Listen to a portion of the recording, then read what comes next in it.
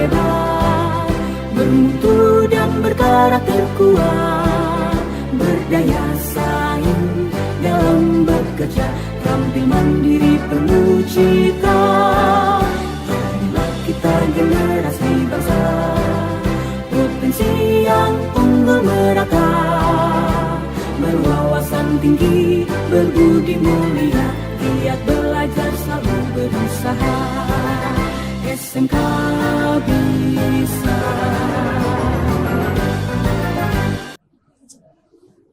Halo sahabat Smekuan, jumpa lagi bersama kami di podcast Nawasena 1808 bersama saya Derek.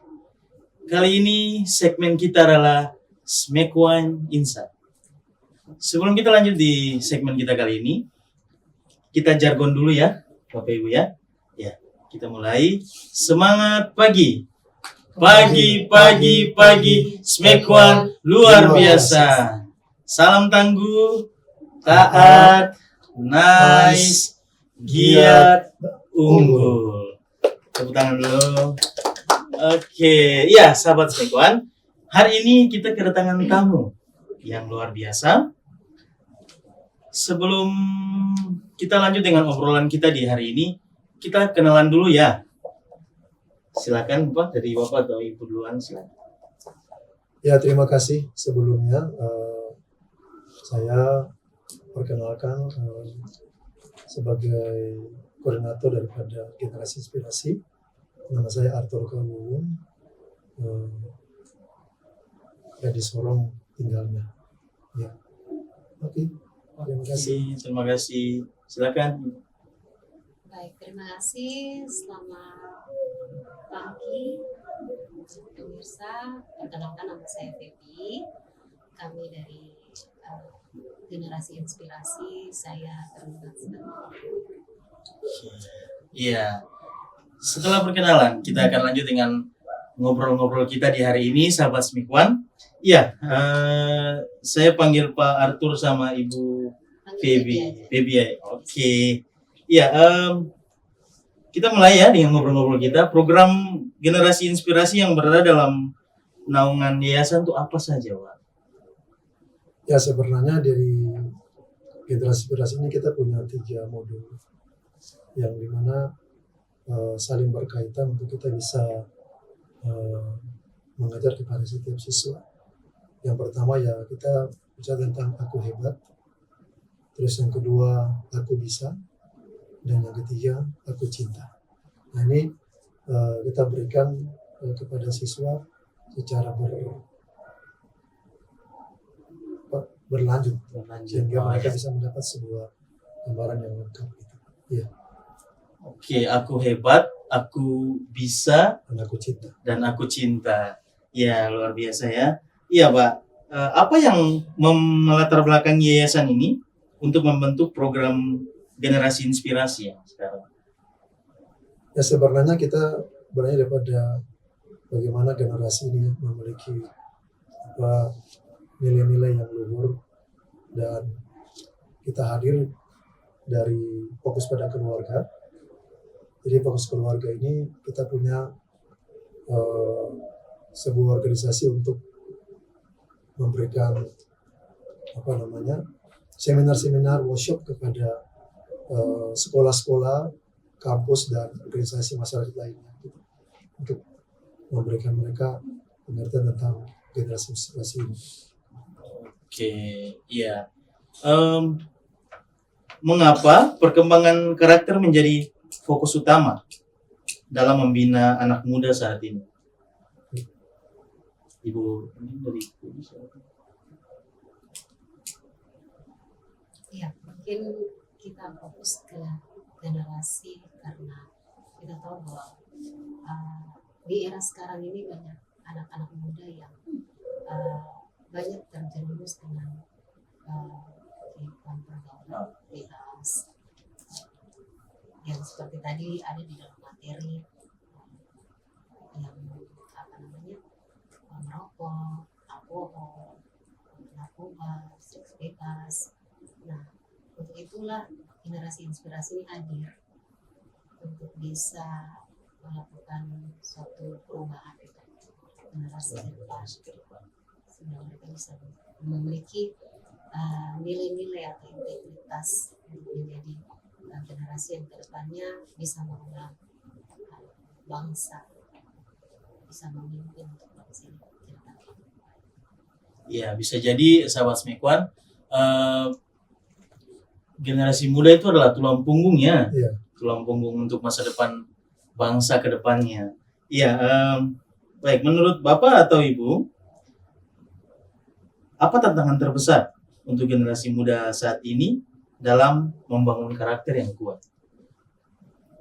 Ya, tantangan generasi muda ini kan kita lihat ya, bahwa sekarang kan generasi muda ini kan kita tidak zaman lagi di dalam zaman yang sudah lama ya, karena ada beberapa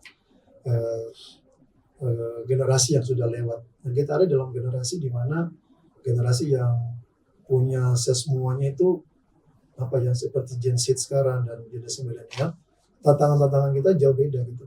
Jadi bagaimana tantangan ini kan seperti baik itu di pergaulan ini sangat pengaruh juga gitu. Itu seperti mereka mau meraih impian, tantangan-tantangan di sana juga di dalam pergaulan itu ada, di situ ada miras, ada seks bebas, ada segala itu, sehingga ya tantangan-tantangan yang kita hadapi bagi generasi muda sekarang. Dan juga ya ini yang membuat mereka tidak bisa ada ke sana gitu. Mereka tidak bisa meraih impian mereka atau mereka punya cita-cita yang akan mereka raih gitu. Karena pergaulan itu kan juga mempengaruhi daripada kehidupan mereka gitu. Ya, tantangan yang kita hadapi yang juga banyak lah zaman sekarang untuk bagaimana media, bagaimana juga mereka ya hal yang mereka lihat sekarang gitu. Itu anak muda sekarang. Udah sekarang ya. Dalam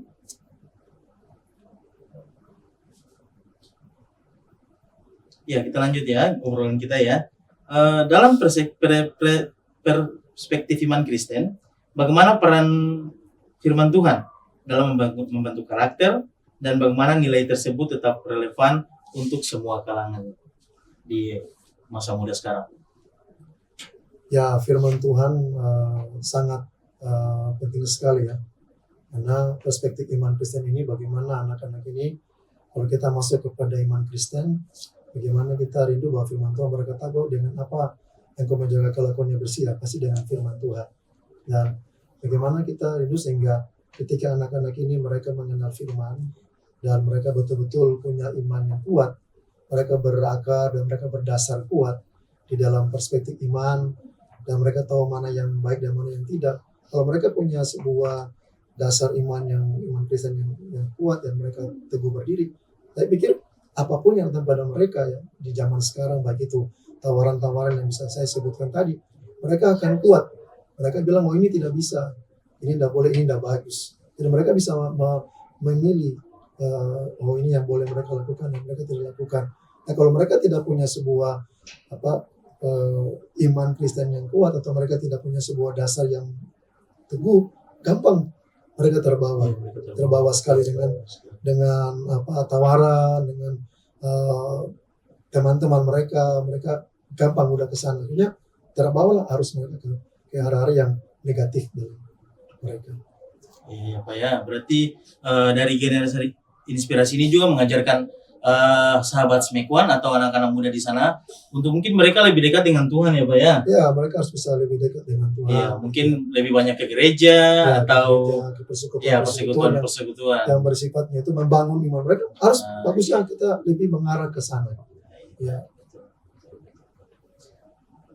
Tapi Pak, mengapa anak muda perlu terlibat aktif dalam komunitas pengembangan karakter ini Pak? Generasi inspirasi ini.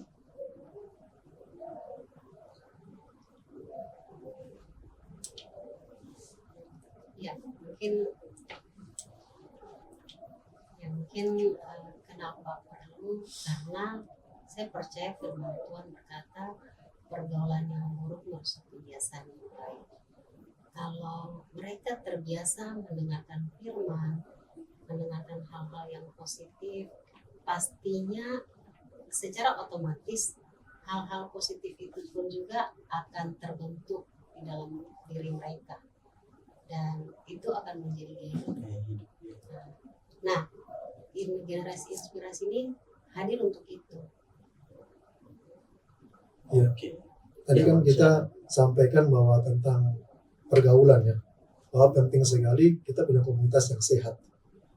Nah, komunitas yang sehat itu kan kalau mereka punya teman-teman yang sehat, yang jujur, yang selalu tersedia, yang selalu memberi masukan yang positif, nah mereka ada di situ. Tapi tidak menjadi teman yang toksik ya, teman-teman yang selalu bisa cerita sana cerita mereka gitu ya. Mereka akhirnya bahkan sampai kepada bullying segala yang sekarang lagi terkenal gitu. Jadi penting anak-anak itu punya sebuah komunitas. Komunitas itu kan tempat di mana mereka kumpul sama-sama.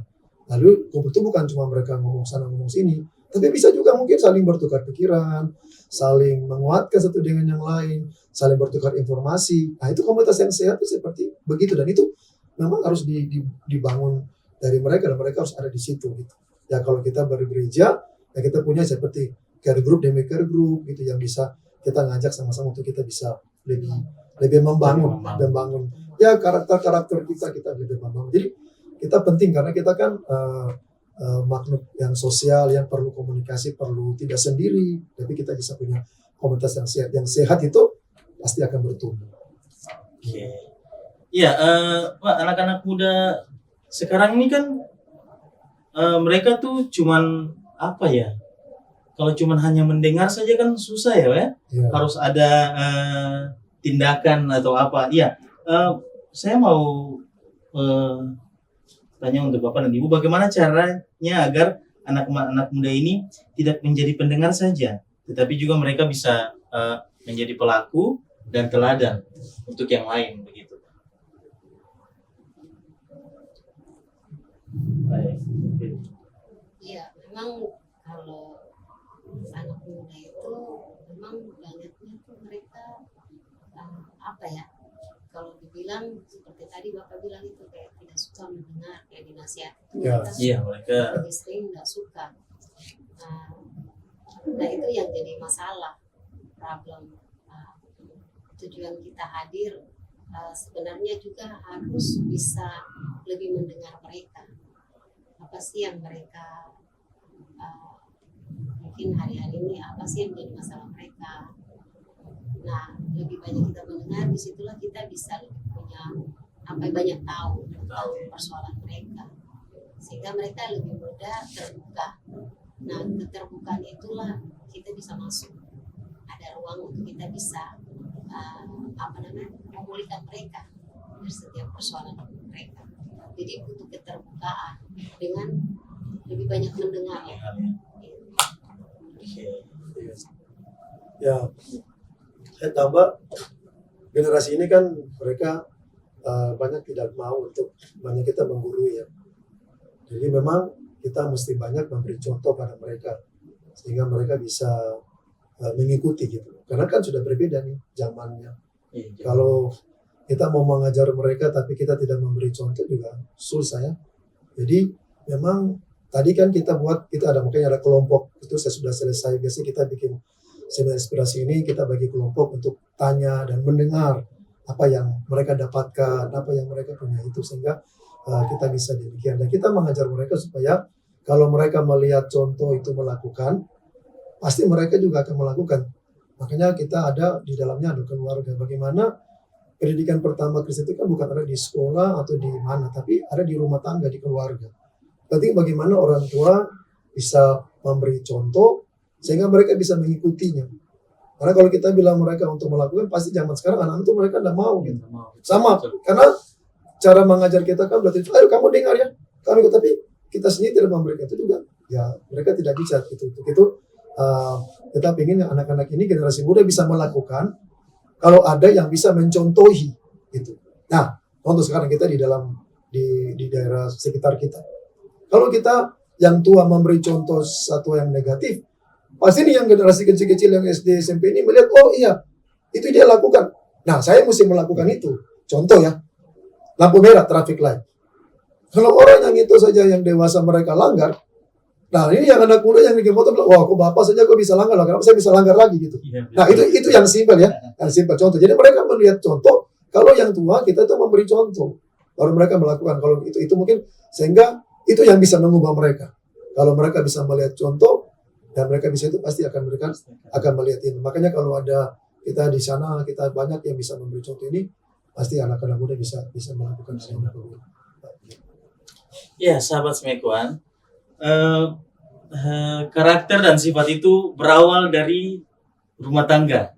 Ya, dia keluar, dan pada saat dia keluar dia akan melihat banyak contoh-contoh yang di luar, dan dia bisa mengikuti atau tidak tergantung dari sifat dan karakter dari rumah tangga tersebut. Ya, Bapak dan Ibu, apa kisah inspiratif yang mungkin dari peserta yang mengalami perubahan karakter setelah mereka mengikuti program ini? Ya syukur ya, memang kita baru saja lakukan. Memang tadi ada beberapa anak-anak yang mendapatkan apa yang mereka dapat poin-poinnya. Tadi ada yang dapat tentang seks bebas, bagaimana setelah itu dia rindu supaya dia akan kembali, dia pulang, dia mau memberikan tubuhnya ini tidak sembarangan. Itu. Lalu yang tadi ada juga yang punya kesaksian tentang bagaimana impian. Ada juga yang berbicara tentang bully. Kalau bisa jangan ada bully lagi di sekolah. Atau saya mau menjadi orang yang bisa menyuarakan kepada teman-teman yang lain supaya tidak boleh membuli karena bully itu tidak bagus. Nah, saya percaya ini adalah sebuah tindakan implementasi yang akan mereka lakukan setelah mereka lakukan. Jadi bukan awal pertama mereka dapat, tapi setelah itu apa yang ingin kita lihat. Nah, itu yang hasil daripada inspirasi ini. Tidak sekedar memberikan, tapi kita mau apa sesudah itu yang mereka lakukan. Untuk itu kita ingin sekali ada keberlanjutan, ada mentoring atau kita istilahnya apa sih yang mereka dapat.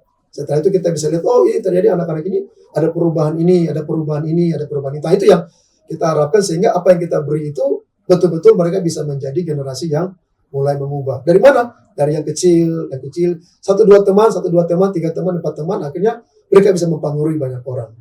Nah ini yang saya lihat ya kita senang dan kita percaya, kita positif bahwa anak-anak yang hadir di sini akan bisa memberikan sumber-sumber inspiratif, pengubah-pengubah yang luar biasa bagi SMK Negeri 1, bahkan juga nanti ke depan yang kita rindukan itu bisa mereka lakukan. Begitu. Oke, ya mungkin Pak, nanti sahabat Smekuan ada video ya Pak ya? Ada video. Oke, nanti kita tayangkan ya sahabat Smekuan kisah inspiratif dari anak-anak atau teman-teman yang di SMK 1 sini yang sudah mendapatkan generasi inspirasi. Selamat siang, perkenalkan nama saya Toto Alberto Senyakit. Saya dari Sekolah SMK Negeri 1 Kota Sorong. Yang saya dapat adalah tentang bully di sekolah. Bully di sekolah itu sangat banyak. Jadi harapan saya yaitu bully itu harus terbatas, karena adanya bully bisa-bisa orang yang kita bully bisa kena mental. Makanya dari mental itu dia bisa apa yang dia wujudkan, apa yang dia impikan tidak akan pernah jadi. Maka dari situ saya harap kedepannya bullying tidak ada lagi. Sekian, terima kasih dari Shalom, saya Gisela dari SMK Negeri 1 Kota Sorong. Saya sangat berterima kasih atas seminar yang dilaksanakan oleh Generasi Inspirasi, yaitu Living the Dream. Yang saya dapat dari seminar ini adalah kita harus mengejar cita-citanya kita dengan cara yang baik, yaitu kita harus menabur masa mudanya kita dengan hal-hal yang baik. Kita harus jauhkan dirinya kita dari beberapa arus dunia yang jahat. Jadi kita harus melawan arus.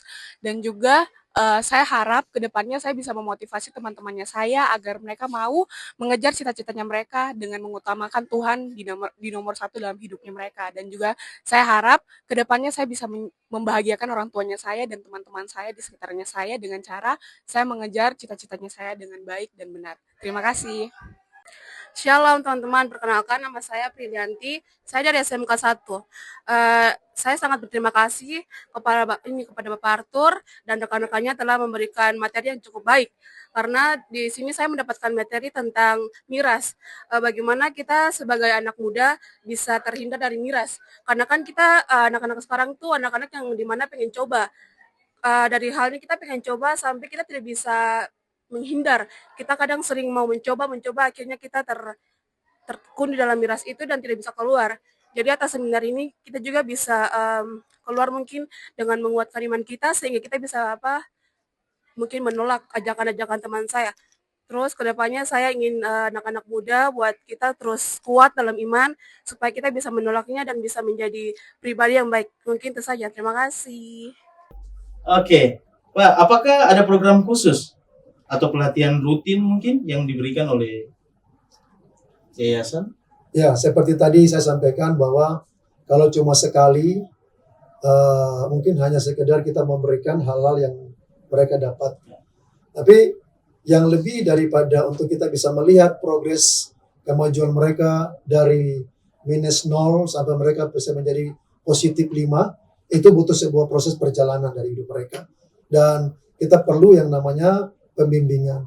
Nah, jikalau memang ini bisa menjadi sebuah mitra dari kita inspirasi dengan SMK Negeri 1, ya kami sangat senang di mana kami bisa melihat mereka datang dan apa sih yang sudah mereka terjadi, dan kemajuan-kemajuan itu perlu kita rayakan. Kita perlu syukuri apa yang mereka mungkin belum terlalu besar, tapi dari mereka -0 ke +1 aja itu sudah bersyukur banyak itu mereka gitu. Nah, ini yang perlu kita lihat, sehingga hal-hal yang baik kita perlu rayakan, kita perlu syukuri, kuatkan mereka, dorong mereka sehingga mereka bisa menjadi inspiratif bagi teman-teman yang lain. Nah, kalau memang perlu, ya saya pikir satu kaligus, karena yang paling bagus, yang paling efektif adalah ya keberlanjutan, pembimbingan one on one, itu yang sangat kita bisa mendapatkan. Mereka seperti tadi Novebi katakan, mendengar apa yang mereka bisa dapatkan, ya Pak Guru ya. Karena ya seringkali anak-anak itu kan punya sesuatu yang mereka ingin cerita, tapi tidak bisa mereka cerita. Nah, kalau bisa one on one, saya kira itu lebih baik sehingga bisa mendengar mereka, begitu. Oke, ya. Seru. Itu lagi.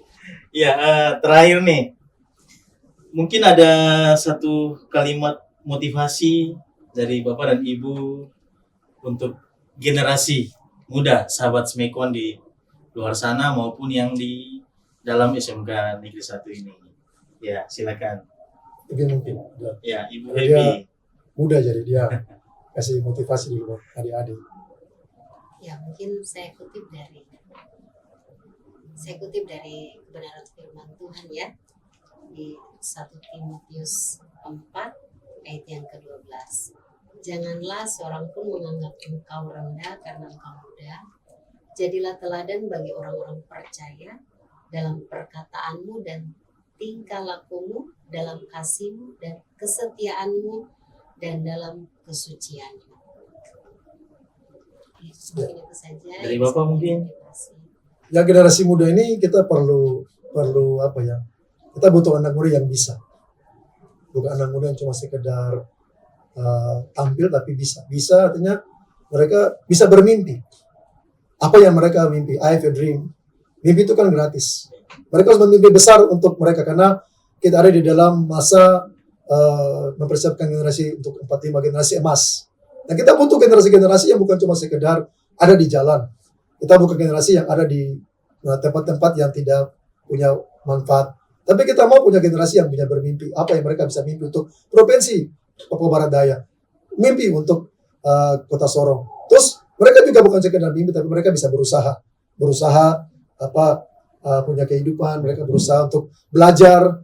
Oke, mereka tidak bolos. Mereka belajar untuk betul menghargai apa yang ada pada mereka. Dan mereka ingat Tuhan selalu. Jangan lupa kita punya ingat Tuhan, karena semua apa yang kita dapatkan dari Tuhan. Dan kita punya sahabat-sahabat yang mendukung, yang selalu mensupport kita. Ayo, kamu bisa, kamu pasti sampai di sana gitu. Lalu kita berani. Nah, itu harus pengganggu yang selalu datang untuk mengganggu kita. Ayo, kamu ke sini. Nah, ini yang jadi menjadi penghalang gitu. Nah, itu yang kita perlu kembali bahwa generasi ini, kamu bisa melakukan sesuatu. Untuk itu katakan bisa. Untuk semua harus pengganggu bahwa kamu bisa untuk meraih impian masa depanmu sungguh ada, dan harapan tidak pernah akan hilang. Menjadi generasi penerus bagi Provinsi Papua Barat Daya, bagi Kota Sorong, bagi bangsa Indonesia, untuk generasi emas yang memimpin bangsa ini. Calon-calon pemimpin bangsa yang akan dipakai untuk mengubah situasi mereka, bahkan dalam generasi mereka. Begitu, Pak Bu. Jadi generasi muda, kamu bisa maju terus. Ya. Oke, kita tepuk tangan dulu. Ya. Oke, sahabat Smekuan, menjadi fakta bahwa pergaulan yang buruk itu merusak kebiasaan yang baik. Tetapi generasi inspirasi hadir di tengah-tengah sahabat Smekuan ini untuk bisa mengajarkan bahwa semua itu bisa dipelajari dan bisa menjadi teladan untuk masa depan bangsa. Ya, terima kasih. Terima kasih. Pak Bapak Arthur dan Ya. Bu Baby yang sudah meluangkan waktu bersama kami di sini. Kita jargon dulu ya, Pak ya. Semangat pagi saja untuk menutup kita punya segmen di kali ini. Oke, semangat pagi. Pagi, Smekuan luar biasa. Ya, sekian dari kami, podcast Nawasena 1808. Kita jumpa lagi nanti. See you. Raih prestasi, ukir masa depan, menerjang zaman menyongsong pembangunan. Siap sedia dan selalu bangga dari SMK untuk Indonesia. Dari SMK untuk Indonesia.